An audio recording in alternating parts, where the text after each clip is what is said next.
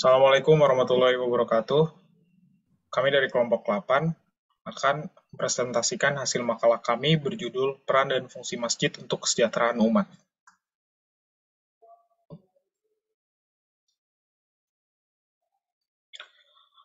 Kami beranggotakan Putri Lika Biantoro dengan NRP 003, kemudian Nursinta Dewi Putri dengan NRP 015, Rania Nisrina Fuad dengan NRP 032, Nur Afifah Novianti dengan NRP 065, kemudian Ryan Muflihan dengan NRP 084, dan yang terakhir Raihan Zudi Wahas dengan NRP 085.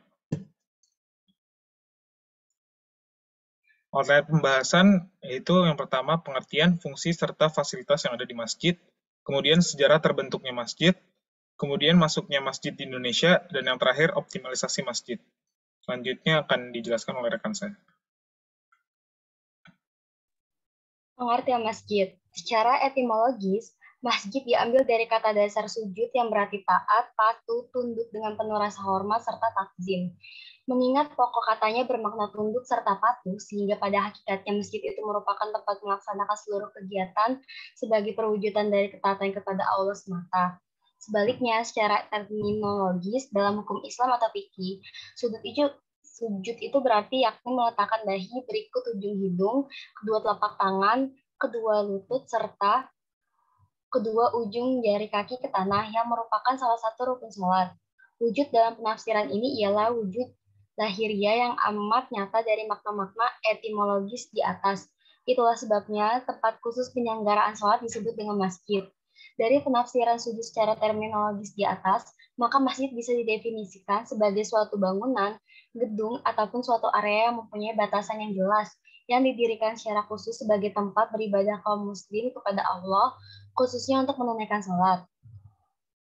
Masjid tidak hanya dijadikan tempat sholat dan berwudu saja, namun juga tempat melaksanakan berbagai aktivitas kaum muslimin yang berkaitan kepatuhan kepada Allah. Fungsi masjid. Berikut merupakan beberapa fungsi dari masjid. Yang pertama, masjid selaku fasilitas dakwah.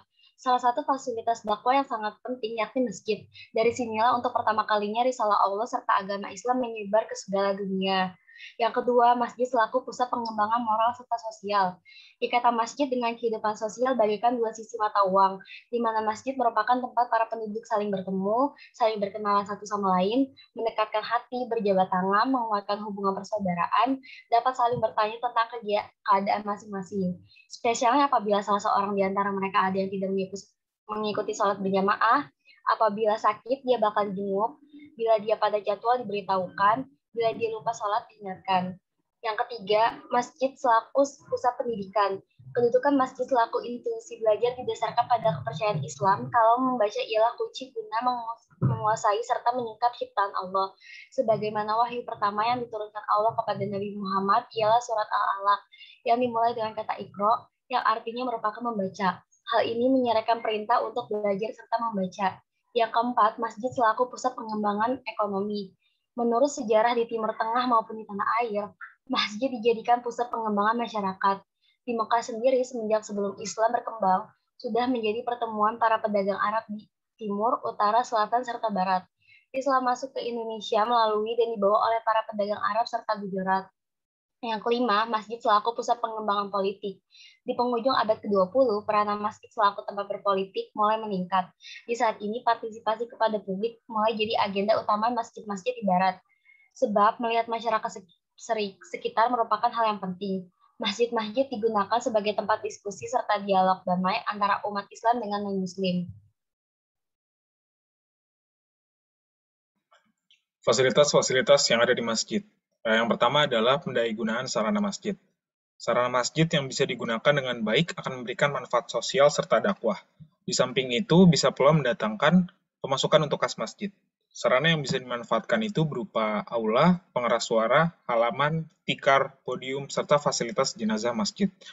Kemudian ada pendayagunaan aula masjid. Aula itu ialah fasilitas dakwah serta ibadah dan bermacam aktivitas positif yang bisa memakmurkan masjid dengan melibatkan jamaah atau warga di sekitarnya. Misalnya pemanfaatan aula masjid untuk walimah pernikahan atau perayaan pernikahan, musyawarah, pelatihan, seminar, dan lain-lain. Kemudian simbol masjid. Sebagai tempat ibadah, masjid mempunyai identitas tertentu.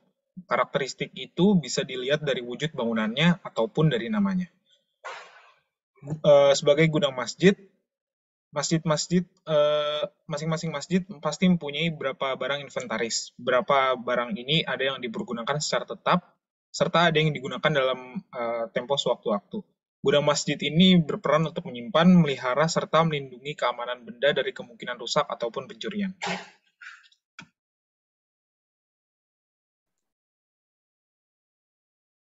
Ruang spesial di samping mihrab.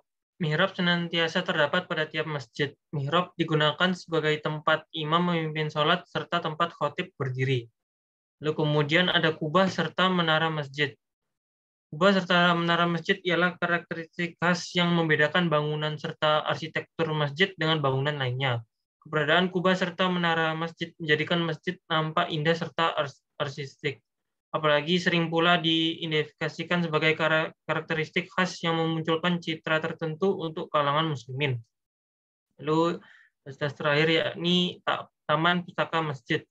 Taman Pustaka Masjid didirikan dengan maksud menunjang para pelajar, mahasiswa, dosen, pemuda masjid, jamaah masjid, pengurus masjid, serta warga, guna memperoleh bahan pustaka serta hasil kajian Islam yang dibutuhkan.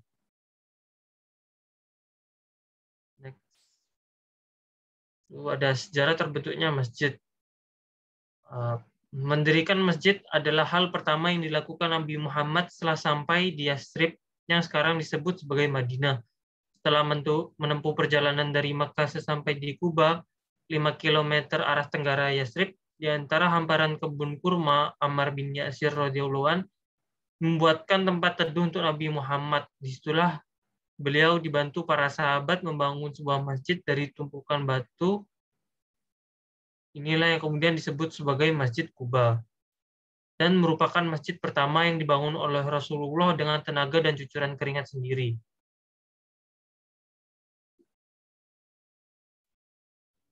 Peristiwa ini diabadikan Allah dalam Quran Surat At-Taubah ayat 108, yang artinya, dan di antara orang-orang munafik itu, ada orang-orang yang mendirikan masjid untuk menimbulkan kemudaratan pada orang-orang mukmin dan untuk kekafiran, dan untuk memecah belah antara orang-orang mukmin, serta menunggu kedatangan orang-orang yang telah memerangi Allah dan Rasul-Nya sejak dahulu. Mereka sesungguhnya bersumpah, kami tidak menghendaki selain kebaikan. Dan Allah menjadi saksi bahwa sesungguhnya mereka itu adalah pendusta dalam sumpahnya. Janganlah kamu sholat di dalam masjid itu selama-lamanya. Sesungguhnya masjid yang didirikan atas dasar takwa, Masjid Kuba, sejak hari pertama adalah lebih patut kamu sholat di dalamnya. Di dalamnya ada orang-orang yang ingin membersihkan diri. Dan sesungguhnya Allah menyukai orang-orang yang bersih. Quran Surat At-Taubah ayat 107-108. Pada awal berdirinya Masjid Kuba merupakan bangunan yang kecil dan sederhana, tetapi sudah berbentuk struktur masjid. Bentuk bangunannya 4 persegi panjang. Di sebelah utara dibuat serambi untuk tempat sholat yang bertiang pohon kurma dan beratap datar dari pelepah dan daun kurma. Pada saat itu, Masjid Kuba menghadap ke Baitul Maqdis di Palestina, menghadap ke utara, belum menghadap ke Ka'bah di Mekah. Dindingnya dan pagarnya terbuat dari bebatuan yang ditumpuk. Tiang-tiangnya dari pohon kurma, sedangkan atapnya dari daun kurma. Di dalam masjid ada lapangan terbuka yang terdapat sumur tempat berwudu.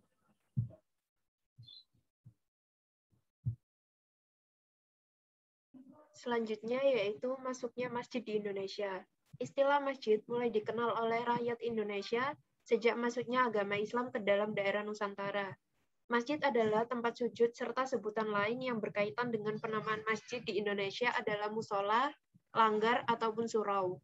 Banyak teori yang menunjukkan kapan Islam masuk ke daerah Nusantara. Masuknya Islam ini ialah pengantar asal terbangunnya masjid di Nusantara. Teori-teori tersebut antara lain sebagai berikut.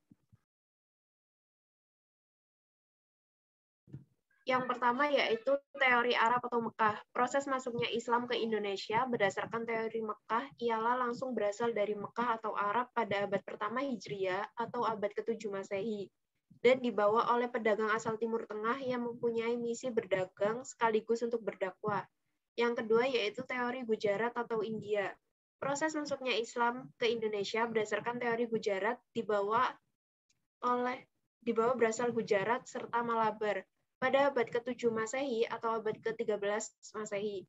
Yang menyebarkan Islam ialah pedagang Gujarat yang sudah memeluk agama Islam serta bermukim di Nusantara. Yang ketiga yaitu teori Persia atau Iran.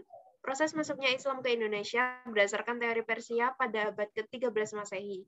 Teori ini pertanda adanya beberapa kesamaan budaya serta tradisi yang berkembang antara rakyat Parsi dan Indonesia.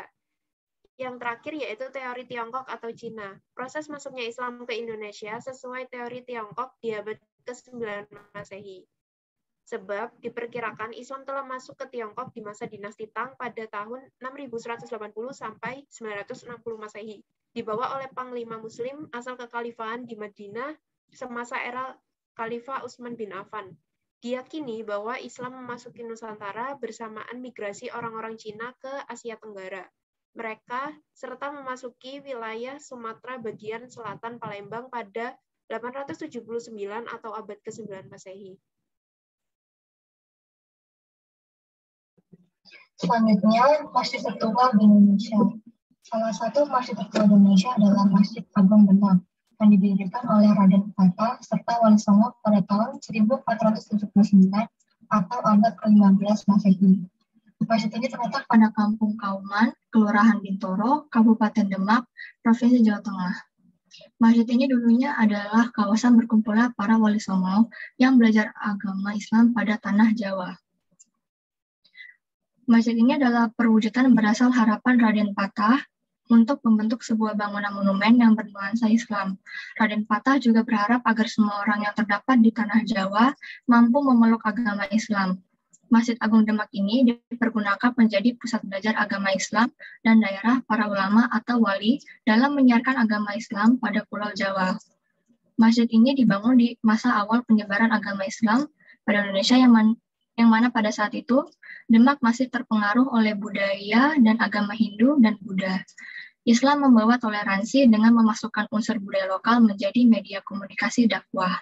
Hingga waktu ini, selain menjadi bagian dari warisan Kerajaan Demak, masjid ini juga masih sebagai pusat aktivitas peribadatan serta keagamaan masyarakat setempat juga luar kota, terutama pada bulan suci Ramadan.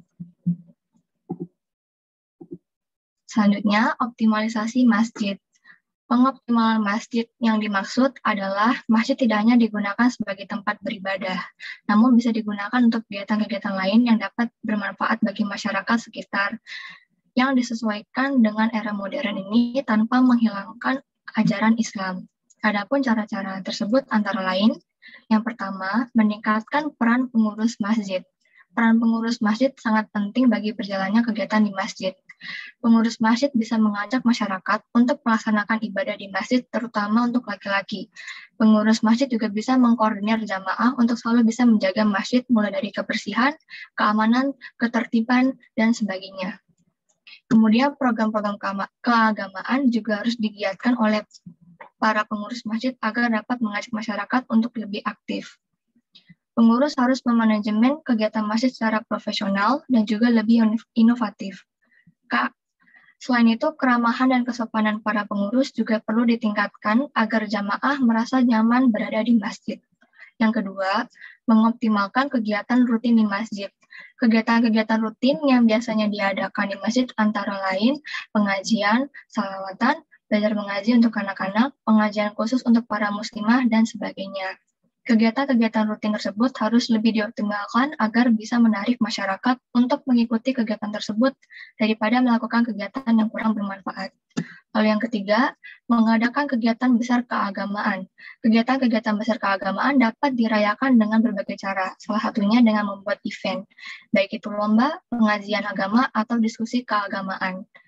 Event tersebut dapat menarik masyarakat untuk datang ke masjid bukan hanya untuk beribadah, tetapi juga untuk merayakan hari besar keagamaan seperti Maulid Nabi Muhammad, Isra Miraj, dan sebagainya. Lalu yang keempat, menyediakan sarana dan prasarana. Sarana dan prasarana yang memadai sangat penting dalam pengoptimalan peran dan fungsi masjid. Sarana dan prasarana yang baik dapat meningkatkan kenyamanan para jamaah ketika beribadah maupun melakukan kegiatan keagamaan. Sarana dan prasarana tersebut dapat berupa tersedainya sajadah, mukena, dan tempat wudhu yang memadai. Selain itu juga tingkat kebersihan masjid juga harus diperhatikan. Hal penting lainnya adalah dengan disediakan Al-Quran dan buku bacaan keagamaan agar dapat dimanfaatkan para jamaah untuk meningkatkan dan mengembangkan ilmu pengetahuan. Lalu yang kelima, untuk melakukan sosialisasi. Sosialisasi yang dimaksud adalah menyebarkan informasi lebih kepada masyarakat sekitar agar lebih paham dan mengerti mengenai fungsi masjid itu sendiri. Secara umum, masyarakat hanya mengetahui bahwa masjid itu hanya sebagai tempat sholat. Namun pada kenyataan, masjid bukan hanya sebagai barisan syaf saja, tetapi juga sebagai tempat pengembangan diri dan persatuan umat. Masjid dapat dimanfaatkan sebagai tempat untuk musyawarah warga. Hal ini tentu akan lebih mempererat tali silaturahmi masyarakat sekitar. Lalu yang terakhir, menghidupkan organisasi remaja masjid. Remaja masjid menjadi organisasi penting dalam kesejahteraan masjid. Hal ini karena mereka berasal dari generasi muda yang sedang mencari jati diri. Dengan adanya remaja masjid, ini tentu akan menarik minat para remaja lainnya untuk meramaikan masjid.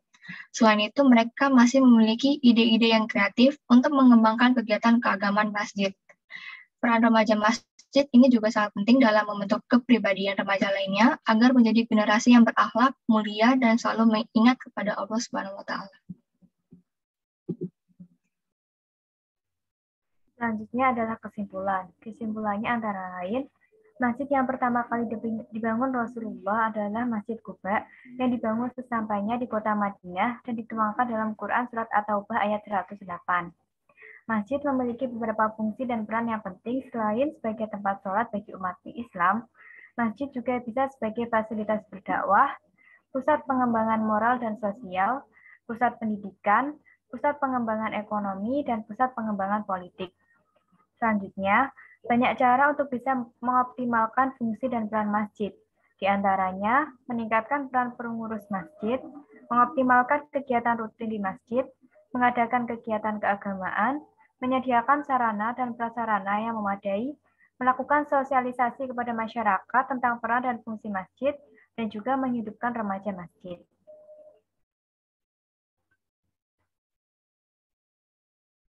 Sekian presentasi dari kami.